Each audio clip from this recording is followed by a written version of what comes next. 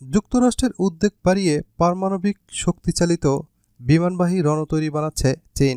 অনেকদিন ধরেই শোনা যাচ্ছিল যে পারমাণবিক শক্তিচালিত বিমানবাহী রণতরীর পরিকল্পনা করছে চীন। এবার এই আলোচনায় নতুন মাত্রা যোগ করল দেশটি। রণতরী তৈরির লক্ষ্যে আরও এক ধাপ এগিয়ে গেল চীন। জানা গেছে, একটি বিমানবাহী রণতরীতে ব্যবহার করার মতো পারমাণবিক চুল্লির একটি প্রোটোটাইপ তৈরি করেছে। চীন একটি বিশাল রণতরীর জন্য পারমাণবিক শক্তিচালিত প্রোপালশন সিস্টেম নিয়ে কাজ করছে, এমন তথ্য নিশ্চিত করেছে ক্যালিফোর্নিয়ার মিডলবারি ইনস্টিটিউট অব ইন্টারন্যাশনাল স্টাডিজের স্যাটেলাইট ইমেজ এবং দেশটির সরকারি নথিপত্র।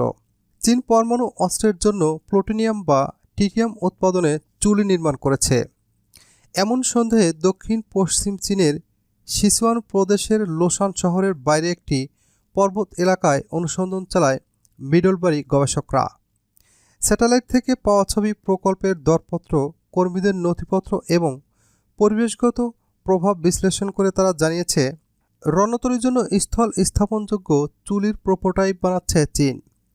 দেশটি পারমাণবিক শক্তির ইনস্টিটিউটের অধীনে বেস 909 নামে একটি সংরক্ষিত এলাকায় চুল্লিটি রাখা হয়েছে। সাধারণ বিমানবাহী রণতরীর তুলনায় পারমাণবিক শক্তিচালিত বিমানবাহী রণতরী তৈরিতে বেশ সময় লাগে, তবে এই রণতরীগুলো সমুদ্রে দীর্ঘ সময় অবস্থান করতে পারে।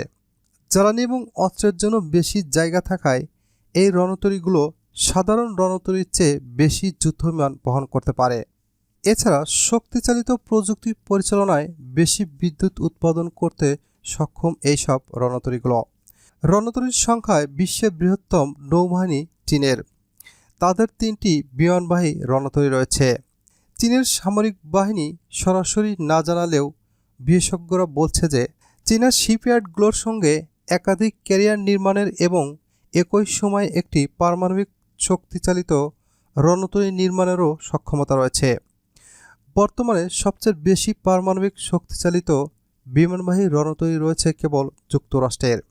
মোট 11টি পারমাণবিক রণতরী আছে দেশটির কাছে। এরপরও চীনের নৌবাহিনীর ক্রমবর্ধমান আধুনিকায়নে পেন্টাগন খুবই উদ্বিগ্ন। এদিকে যুক্তরাষ্ট্রের সর্বশ্রেষ্ঠ যুদ্ধবিমান F-35 এর প্রতিদ্বন্দ্বী হাজির করেছে চীন। গত মঙ্গলবার পঞ্চদশ চীন আন্তর্জাতিক বিমান চলাচল ও মহাকাশ প্রদর্শনী উদ্বোধন অনুষ্ঠানের পর এটি J-35A অল্প সময়ের জন্য আকাশে উড়েছিল। বিশেষজ্ঞরা বলছে যে চীনের এই যুদ্ধবিমানটির অন্যান্য কিছু ফিচার আছে। চীনের পিপলস লিবারেশন আর্মি গত সপ্তাহে প্রথমবার এই যুদ্ধবিমানকে নিজেদের বহরে যুক্ত করে। এরপর প্রথমবার রাডার ফাঁকি দিতে সক্ষম এই যুদ্ধবিমান জনসমক্ষে উড্ডয়ন করল। PLA এর দাবি, J-35A একটি মাঝারি আকারে স্টিল যুদ্ধবিমান। এই বিমানটি একাধিক ভূমিকা পালন করতে সক্ষম। J-35A চীনা বিমানবাহিনীতে দ্বিতীয় স্টিলথ ফাইটার। অপর স্টিলথ ফাইটারটি হল J-20 heavy duty স্টিলথ combat aircraft. 2016 সালের শেষের দিকে চীন এই যুদ্ধবিমান নিজেদের বহরে যুক্ত করে। চীনের নতুন যুদ্ধবিমান J-35 দেখতে মার্কিন যুক্তরাষ্ট্রের লকহিড মার্টিন কোম্পানির তৈরি F-35 এর মতোই।